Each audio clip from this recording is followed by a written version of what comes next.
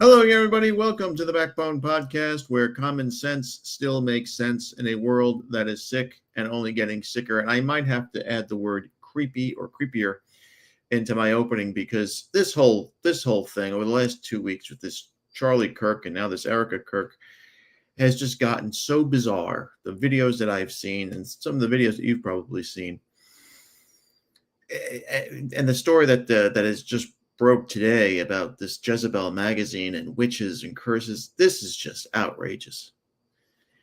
And it just goes to show when you are so disconnected to God, and Charlie Kirk was disconnected.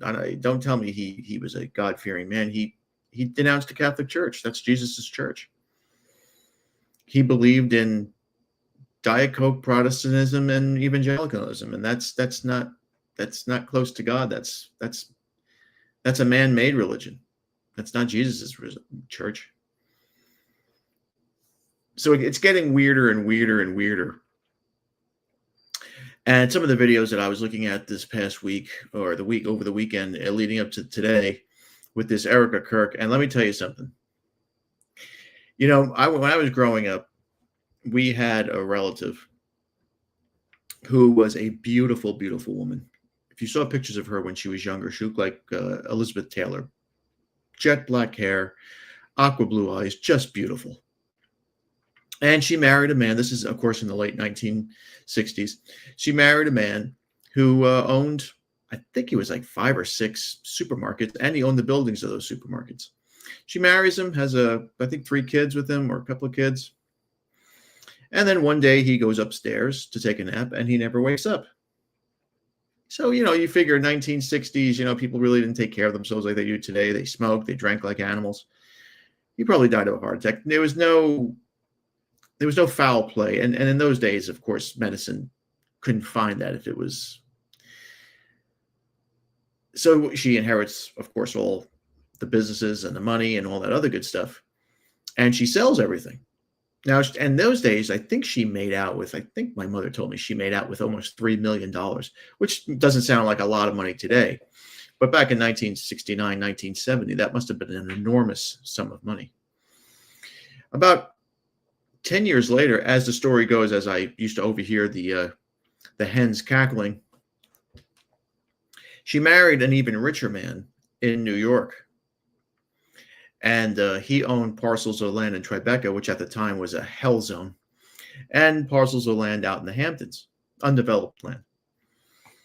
She marries him, right? Now, this guy was older, and he had children that were late teens, early 20s at the time. She marries him. They were married for a few years. One day he goes upstairs, takes a nap, doesn't wake up. Now, here's the funny part about this story. He left everything to her. He left all the money, all the real estate, stocks, bonds, all that shit, all the liquidated stuff, the boat, the cars, the houses. He left it all to her, not to the kids. So she was in complete control of the estate. And I think from, how relatives are, everybody has a different number. From what I heard people saying, she cashed in about this is 1977, 78, about $35 million. And the kids, when they got a little older, they tried to fight her on this. And, in those days, again, like I said, things were different then. You're married to the guy leaves you everything. That's it. And the story is that this woman, this aunt of relatives, she was like an aunt.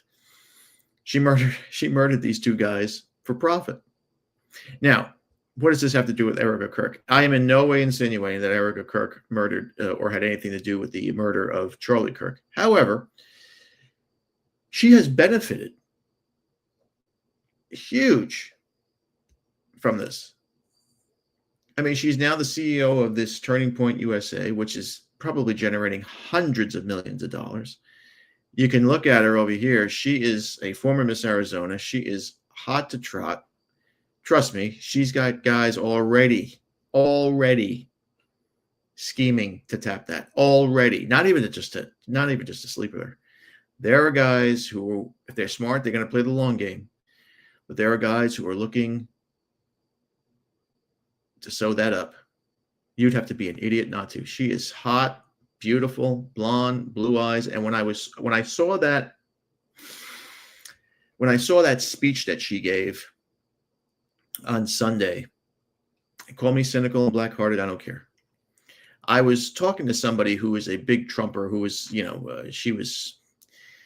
she believes everything Trump says. I said, a regular white person doesn't do that. Can't do that. She goes, what are you talking about? I says, look at the way she's acting. That's an acting job. That's beautiful. The applause pause was perfectly done. The looking up at the sky, the crying, the sense memory that was used, or method acting that was used, and that's what it was. That's what it was. It was all rehearsed. She's not a great actress. She's not Meryl Streep, but she did very, very well. And I says, regular people just don't do that. There's got to be a little Dago in there, a little bit of Dago in there. And sure enough, this Trumper that I talked to, she looked her up, and yeah, there's a little Italian in old Erika.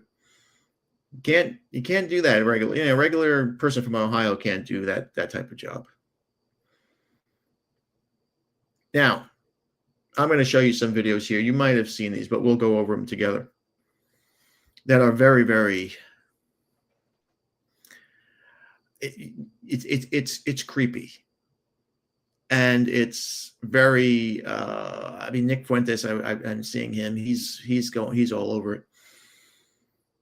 It's going over the top now. The videos are over the top.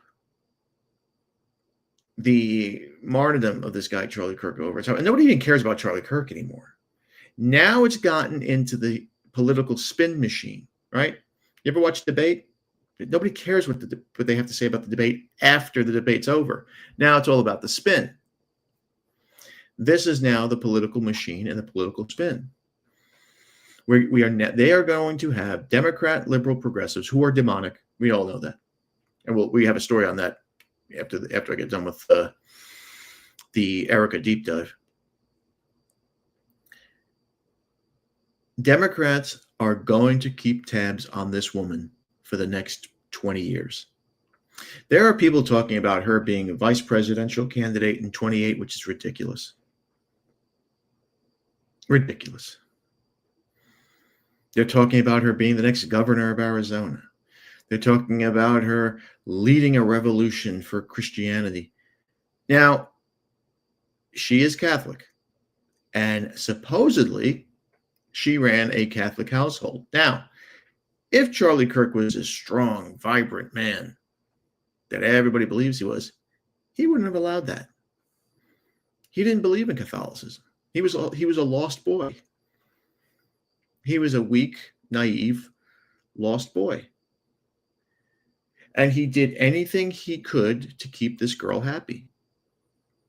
Because I don't believe for one moment that this chick here, who has been on television as an actress, who was Miss Arizona, whose father worked in the Pentagon, whose mother was very influential in the state of Arizona, there is no way on God's green earth she would have looked at Charlie Kirk, who was a nobody when they met, a zero, and said, yeah, I got to have that. That's the man of my dreams. I mean, if you all fall for the whole they fell in love during a job interview story, you know what? I got bridges to sell you in New York. A girl who looks like her, with her family connections, she's not marrying some dude who's starting a podcast called Turning Point USA. She's going for senator. She's going for major doctor. She's going for a major lawyer with political aspirations. She's going for someone that is on her tier, and she's high maintenance tier. Make no bones about it. She knew Donald Trump. She won a contest. She was in a contest that has Trump's name on the back of it. This girl was no ordinary girl next door. Believe me, this is not the trad wife all of you want to think she is. And we're going to show you some of these videos, which I didn't even remember her being in some of these things. This is her in a clip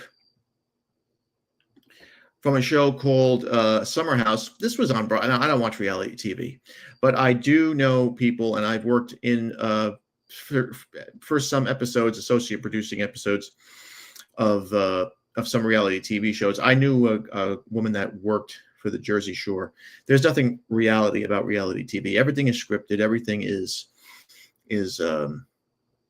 planned and all set up.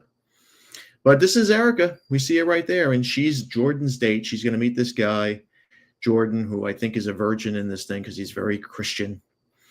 And Erika is looking pretty darn good. This is post-Charlie.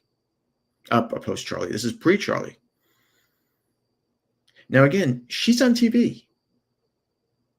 I mean, it's reality TV, but she made it. She made it on television. Many of us don't get to make it on TV. It's very hard. It's not easy. Took Charlie a long time, and he had to go through social media because nobody's putting that face on TV. But here she is, beautiful, blonde, bubbly, and ready to go. Let's check out this clip. It's very low.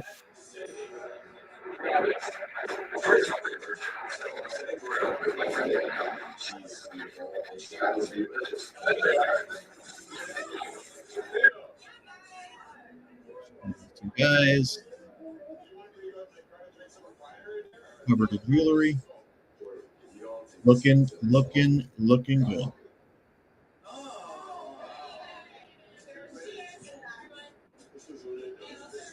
and drinking alcohol. Beautiful blonde hair, her smile, her radiance. I can tell that she's got not only outward beauty, but in her beauty, that's what I'm looking for in a woman. So, how do you two ladies know each other? We were in Miss USA together. Oh, cool. So she was Arizona and I was Miss Congrats. I have to tell you something. What's going on? You and I matched up football like a year ago. Yeah, I never went anywhere. So I said, hey. And Jordan goes, he's with me. Happy times. So they're talking about meeting on Bumble, those two. This is Miss North Carolina.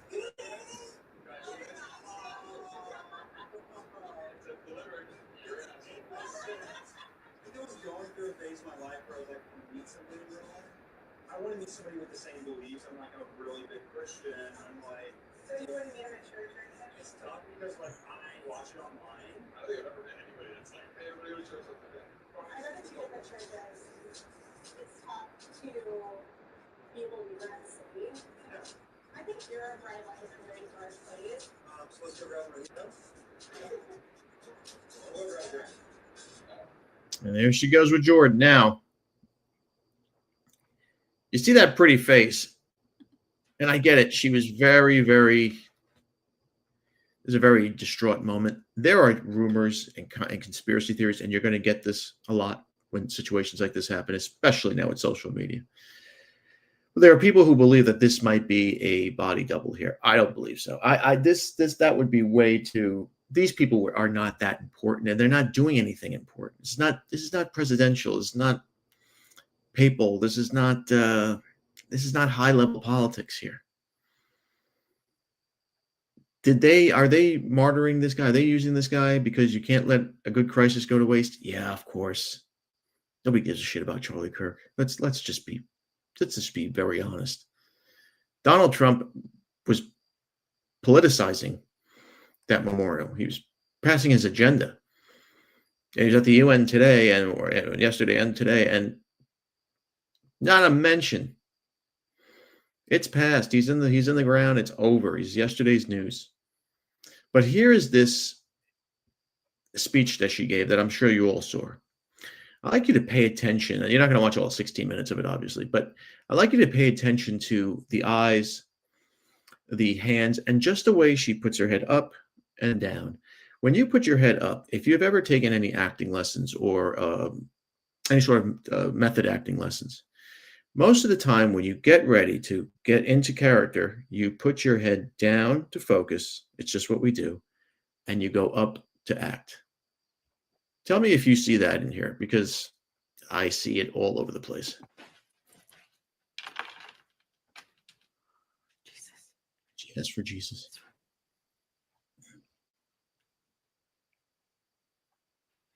Good evening. My name is Erika Kirk, Charlie Kirk is my husband. I first want to thank the local, state, and federal law enforcement who worked tirelessly to capture my husband's assassin so that he can be brought to justice. I want to thank the first responders who struggled heroically to save Charles's life, and the police who acted bravely to make sure that there were no other victims on that terrible afternoon. I want to thank the officers who have protected our Turning Point USA family these past 2 days. And I want to thank the Turning Point USA board, the COO, Justin Strife, and my husband's chief of staff, the amazing Mikey McCoy, for all their work in these terrible days to be the stability for our family and for the wider Turning Point USA family as well. My heart is with every one of my husband's employees who lost a friend and a mentor. I want to thank the staffers of his amazing Charlie Kirk show, who helped him broadcast from this studio, this chair. Listen, again, maybe I'm just way too cynical. And you're going to say, hey, man, she's reading off paper. Of course, her head's going up and down. This guy was recording in a studio. He was never looking at computers or papers. He was reading off a teleprompter. Why didn't they do that for her? It's so much easier. But this is very, it makes you think. It just makes you think. It's the grieving widow mourning the fallen hero. And we've seen this movie before, in the movies. A lot of people don't recognize this. A lot of people think she's being brave. And maybe she is. Again, this is all just my half-ass speculation. But I'll give you a couple of more seconds. Every day he loved it. He loved what he did.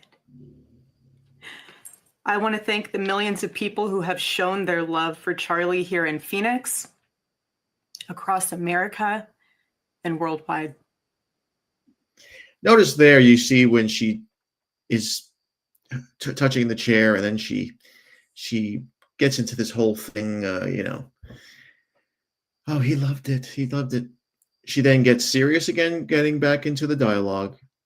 And then she smiles when she says America, and then loses the smile when she says the world. Why? Well, the world doesn't mean anything to her.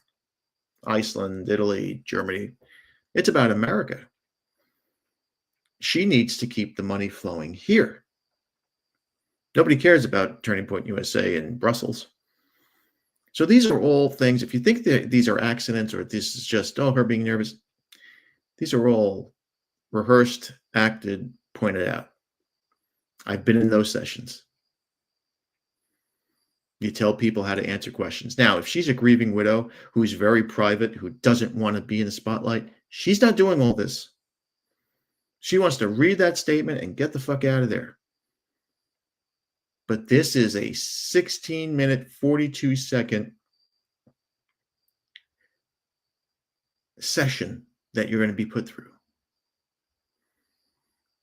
of her writing the speech. And this is copy. This is not a speech she wrote. This is a professional speech that was written for her. This is 48 hours after Charlie Kirk's death. Most people would be in delirium. Not Erika. Homegirl was in front of a camera, looking good, hair straightened, and ready to rock, ready to roll. She was on it. And she did pretty well. But this is where it bothers me the most. And this is where a lot of conspiracy theories are coming. This is a video of her taking pictures of Charlie Kirk in his coffin and her kissing his hands. Now, There is a big ring on her finger with the letter G on it, and of course, everyone's going to think it's messianic. Of course they are. She had a ton of jewelry on. A ton of jewelry on. For the memorial thing and for this. And there are people who are saying that the hands aren't real, that it's a mannequin, it's to this, it's to that. I don't know. Again, I don't think this Charlie Kirk faked his death. He doesn't have the power to do that. He doesn't know. He wouldn't have had the influence to do such a thing. Why? Why would you fake your own death? That's ridiculous to even bring it up. But the speculation is so crazy. And this is just so creepy to me. And I have been to Italian wakes, and I always found it creepy that they take pictures of the dead body in the casket. I don't know why they do it. Again, like I said, this girl's half WAP, just like me. Well, I'm full WAP. But maybe she's into it. I don't know. This just seems very cringy to me, and very weird, and very just over the top. And again, God forgive me if I'm wrong, and I probably am wrong, and I'm not accusing her of anything. It's just, to me, this is just bizarre. Here it is. Oh, I love you. I love you. I love you. I know. I love you. I love you.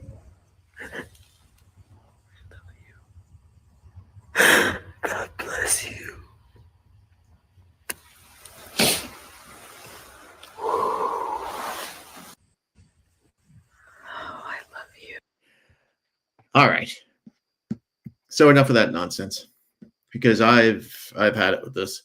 I've had it with this story. I've had it with Charlie Kirk. I've had it with the whole thing. I just think that it's we've gone too far with this. Now we get to the bizarre, evil, demonic part of this.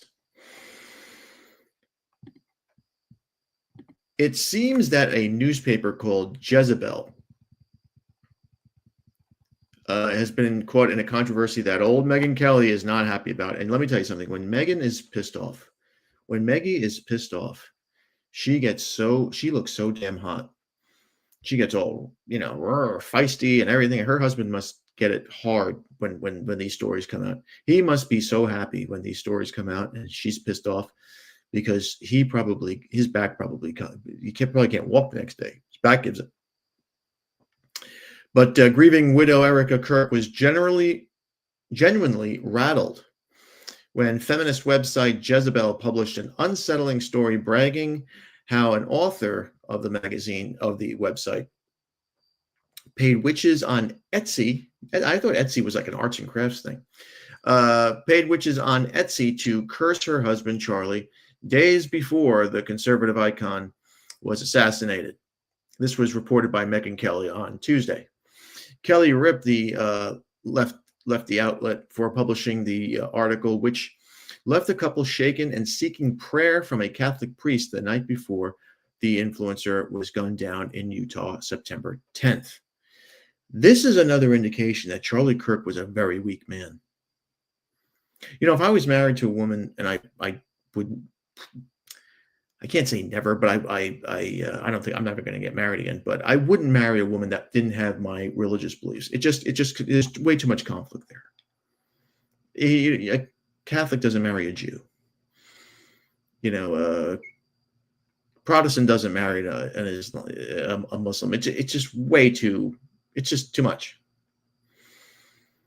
There's conflicting stories. How does Charlie Kirk open up and talk to a Catholic priest and take advice from a Catholic priest over something like this if he holds the Catholic Church, if he thinks the Catholic Church is wrong on their teachings?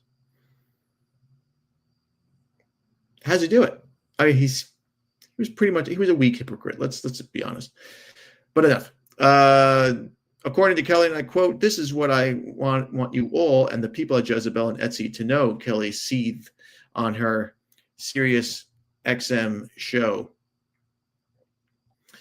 Kelly went on to say, Erika and Charlie Kirk heard about these curses, and the news genuinely rattled Erika in particular. She knew Christian teachings on the subject. She loved Charlie, absolutely. And she was scared when she heard of the curses Jezebel had pulled up. The twisted article slammed the 31-year-old Kirk and they slammed him as a far-right misogynist. An unnamed reporter detailing how she paid witches on the global online marketplace for, and I quote, multiple curses to punish him for his, quote, years of regressive rhetoric. 2 days later, alleged assassin, I should say, Tyler Robinson, 22, fired a fatal bullet that pierced the father of two in his neck, and he spoke to thousands during his first stop of the American Comeback Tour in Utah Valley University in Orem, Utah. Now, this is a long clip. This is about 14 minutes. I am not going to play this whole thing, but just look at her. Oh, she's so pissed off. Let's take a look. Let's get a couple of minutes of Miss Megyn Kelly over here. Sort of out of left field story to bring to you. And then I want to start with it. I've been wrestling with whether to bring you this story for a few days now. I've been wrestling because I find it so vile and off and odd. I wasn't even sure where to go with it. But I decided that I had to do it because the groups who did this deserve public censure. I learned when I was out in Arizona last week that 2 weeks before Charlie Kirk was assassinated, the far-left website Jezebel declared that it had a mission to cast bad luck or a curse on Charlie. They wanted to hurt him in some way. They declared, quote, if the far-right misogynist with a bad haircut wants to villainize independent women, Jezebel is more than happy to be the hag of his nightmares. And they went on to the website Etsy, yes, Etsy, to, quote, cast a curse on him. Yes, this is actually a thing. Etsy, the website known for making arts and crafts on demand, will happily cast a hex through its witches, who you can hire, on someone if you ask them to. The Jezebel crew was delighted to discover, quote, it's not uncommon for the so-called witches on Etsy to channel their energy toward thwarting Republicans. There's even a subreddit devoted to casting nightly hexes on Trump. Jezebel decided Charlie Kirk, who they've repeatedly described as far right, the founder of the right-wing conspiracy theory factory, Turning Point USA, is, quote, more irritating than most, and asked its audience if they were, quote, interested in punishing Kirk for years of regressive rhetoric with a curse, with a hex on him. After all, they told readers, he's basically a fake news vending machine. The article notably does not list the name of any particular author, but simply uses its company name as the byline. So we don't know exactly which writer or staffer at Jezebel, which has long been a disgusting publication, came up with the idea. But since they're attributing it to all of them, so will we in terms of our blame.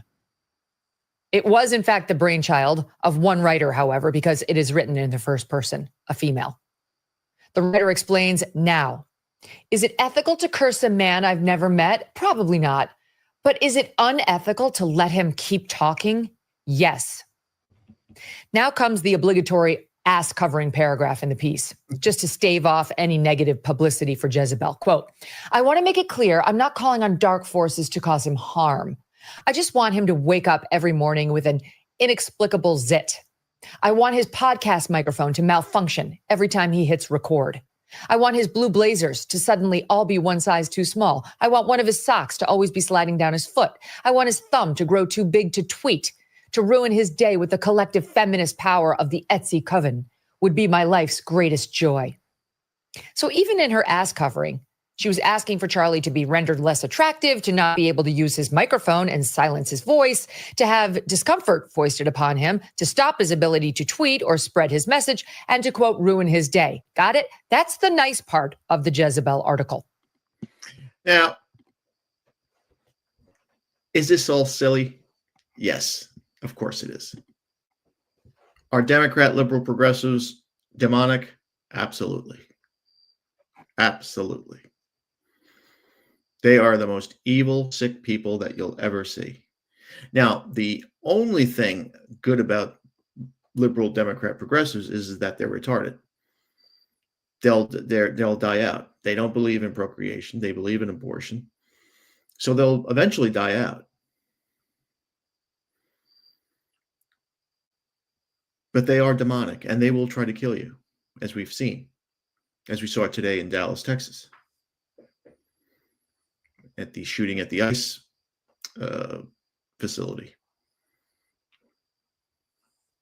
But Megyn, you know, I think she's going too much into this. I mean, it's probably more of a stupid article. Who even knows if they did this? They probably just thought this up and thought it would be funny. I always thought, I had a friend who uses Etsy for stuff, but it's more like arts and crafts shit. Not, I didn't think you could find witches on there, but there are a lot of women on Etsy, so there are probably a lot of crazy witches on there. But as this story continues, as this whole Kirk saga plays out, and hopefully it comes to an end soon, I'm thinking by the end of this week, we'll probably be over it. It's starting to wane down now. Because it's too much now. It's just boring. You know, let the guy rest in peace. And hopefully he's come to terms with his maker. And it will keep tabs on this woman here, Erika, because I'm going to tell you something. Everything she does now is going to be under a microscope. Every little thing. And she's in for it. She's in for it, especially if she sticks with this turning point thing. All right. Well, there's my 2 cents. Thank you again for watching. Please like, subscribe, comment, and share. Be careful out there, my friends. As you can see, there are lots of demons out there. Satan is always busy, and his army is always ready. Be a man. Have a backbone, because masculinity and common sense are worth standing up for. And remember, if it ends in an ism, it's a mental disorder. We'll see you later.